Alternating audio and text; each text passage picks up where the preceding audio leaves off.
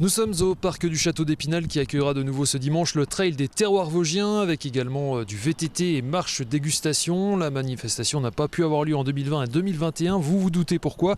On va parler de cette 17e édition avec l'une des chevilles ouvrières de l'organisation, Romain Charles de la Chambre d'agriculture des Vosges. Bonjour Romain. Bonjour. Tout se présente bien pour l'instant ? Pour l'instant, tout va bien, ouais. On a un maximum d'inscrits et le beau temps sera de la partie, donc il n'y a plus qu'à. On le précise tout de suite, les inscriptions sont closes, expliquez-nous pourquoi.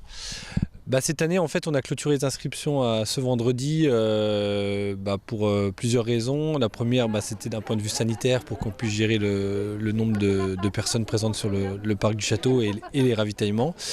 Parce qu'on a essayé que les ravitaillements soient le plus individualisés possible. Et puis c'est beaucoup plus facile à gérer sur l'ensemble des sites et des parcours. Du coup, en termes d'inscrits, on est à combien ?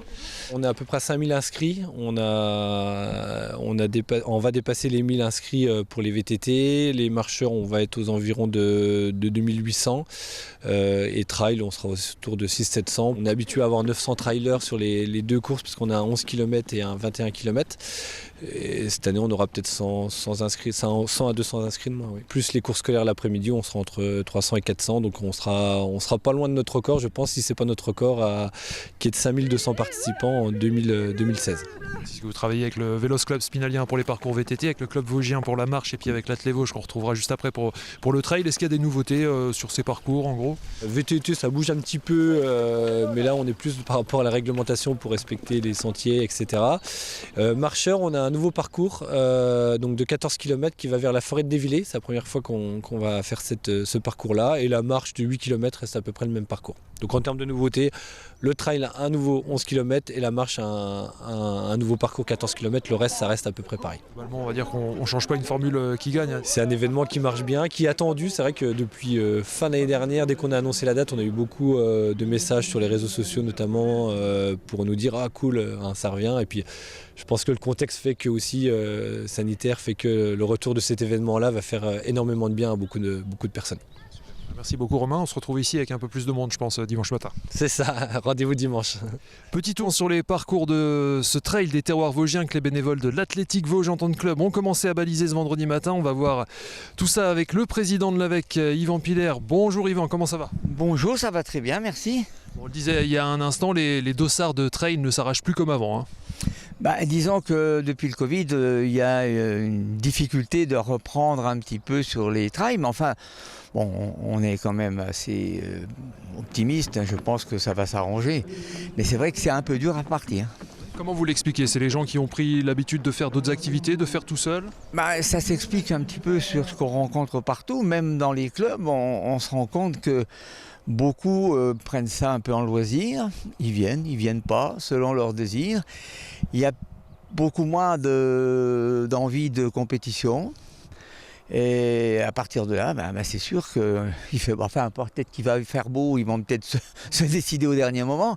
Mais c'est un petit peu comme ça, même dans les clubs, on a du mal à motiver un petit peu les athlètes. Justement, on n'a pas énormément de têtes d'affiche pour l'instant cette année. Alors, la tête d'affiche, si, c'est Benjamin Paulin, qui est quand même le 4e au dernier championnat de France de trail. Donc je pense que c'est lui la tête d'affiche aujourd'hui. Qui a rejoint vos couleurs il n'y a pas longtemps.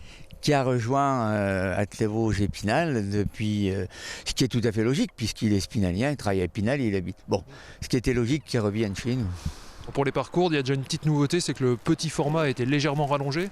Alors effectivement, on a eu certaines personnes qui nous disaient que c'était un peu court. Bon, alors on a trouvé une petite partie dans le bois à la sortie après la 40 semaines pour rallonger de 8 à 11 km. Voilà, donc ce qui permettra d'avoir une partie boisée qui n'existait pas avant. Ça reste des formats assez accessibles, il y a pas... Voilà, oui, le but c'est que ça reste quand même à la portée de tout le monde. Celui qui veut vraiment courir et faire le trail, il fait le 21. Mais par contre, celui qui veut s'essayer effectivement à la course ou qui fait un petit peu de course le dimanche, il peut participer comme ça tranquillement sur un 11 km. Pas énormément de dénivelé, et puis là des sentiers assez secs, la météo est au rendez-vous, ça devrait être plutôt agréable. Les gros dénivelés, non. Vous savez, pour les débutants, je crois que celui-là, il y a 380 mètres, bon, ça suffit. Vous savez, quand vous montez déjà ici jusqu'en haut, le pré-serpent, le pré-serpent, quand vous montez déjà jusqu'au-dessus. Bon, pour le novice, c'est déjà pas si facile que ça, hein. Surtout que dans le pré comme ça, bon, il y a un peu d'eau, hein, là-haut, il y a un passage un petit peu humide, donc je pense que ça suffit pour les néophytes. On leur demandera dimanche. Super, merci beaucoup Yvan, on vous laisse finir de baliser, bon courage. Merci. Départ des trails de 21 et 11 km, respectivement à 10h15 et 10h45, des randos VTT et marches à partir de 7h30, 8h, et enfin des courses scolaires à 14h45.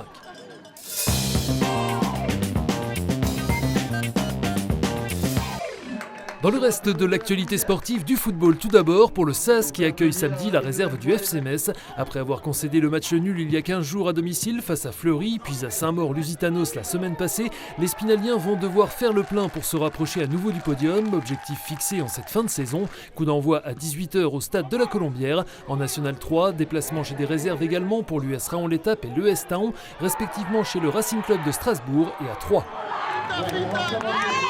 Enfin, du volleyball, après 2 défaites consécutives sans prendre de points face à des formations reléguées de Liga, les Louves espèrent bien renouer avec le succès samedi soir à l'occasion de leur 2e match consécutif à domicile face à Rennes. Cela pour rester au contact de la tête du classement des playoffs et se mêler à la lutte pour la montée. Premier service à 19h au Palais Omnisport Joseph Claudel. Toujours en élite, même horaire pour le SAS Volley qui accueille les jeunes du Centre National au gymnase Viviani.